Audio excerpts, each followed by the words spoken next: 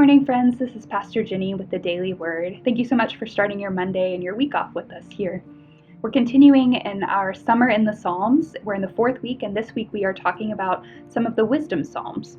Wisdom literature in the Bible is a genre that simply seeks to answer the question, what does the good life look like? What does it mean to live well?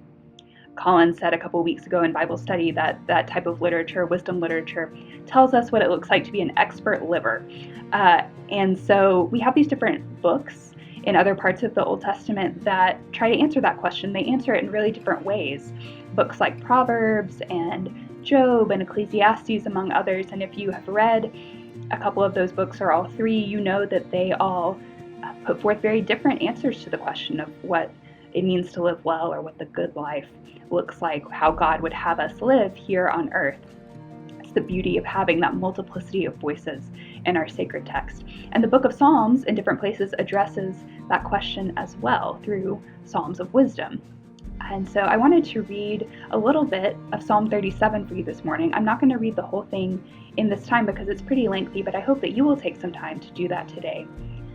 The majority of the psalm spends time encouraging us, exhorting us, the audience, the listeners, the readers, not to fret because of what the wicked are doing, the ways that it may look like the unjust are flourishing, because God is always working toward justice, and God, in the end, will bring about vindication for the oppressed, for the righteous.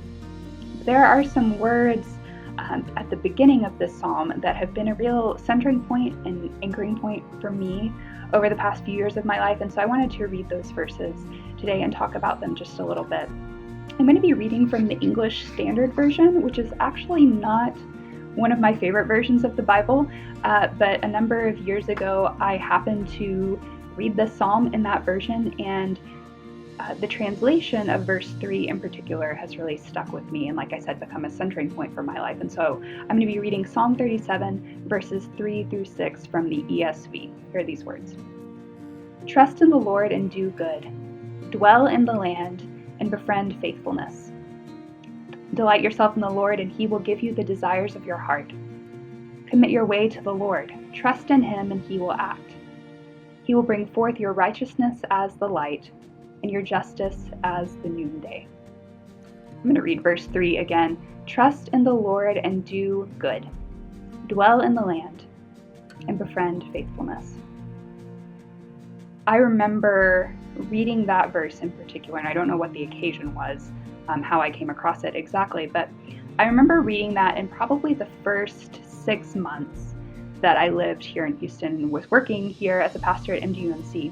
And some of you know this story because I've told it in Sunday school classes and things like that when I've introduced myself, that I didn't really intend to or want to make the move to Houston. And it was nothing against Houston. It was certainly nothing against MDUMC. It was just the year that I moved here, which was 2015, I was graduating seminary and had a plan already laid out for staying in Atlanta and spending some time there. I had 2 part-time jobs that I was going to continue in with communities that I really loved and was invested in. I was excited about exploring some ways to deepen those relationships, and all of a sudden this opportunity to move here came up, and I knew in my gut, I knew innately that this was the move that I needed to make, that this was the step God was calling me to next, but I was not necessarily pleased about it. And once I got here, it took me a while to settle in. It takes a while to make new friends, to form connections as an adult. And when you move somewhere new as a pastor, everyone knows you. Everyone knows exactly who you are, but it takes you a while to learn the community and to find sort of your place within it. Not just as a leader, but as a person of faith, as a follower of Jesus. Who are the people who are going to help nurture your faith life, even as you are leading others? And so I spent probably the first 6 months that I was here feeling like I didn't quite have my footing. I'm feeling a little untethered. And that was the time where I came across this verse in this translation. Trust in the Lord and do good. Dwell in the land and befriend faithfulness.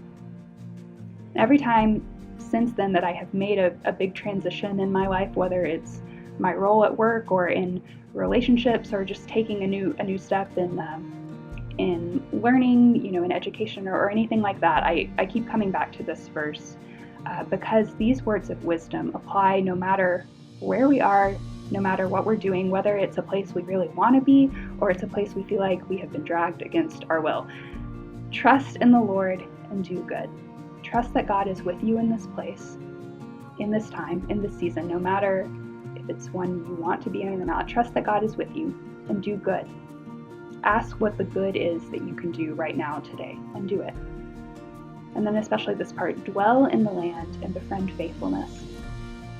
Be where you are. The prophet Jeremiah says to the people in exile, here you are, plant your gardens, build your homes here among these people. I'm reminded of that. Dwell in the land and befriend faithfulness. We can't wish ourselves to a different place. We can't wish ourselves to a time in the past or a time in the future. Instead, the psalmist says what God would have us do, to live well, to find the good life with God here on earth. Dwell in the land, be right where you are, and learn what it means to be faithful right here. That's what I have for us today, friends. I hope you'll take some time to read and pray Psalm 37 today and let it guide you in your conversation with God. Have a great day.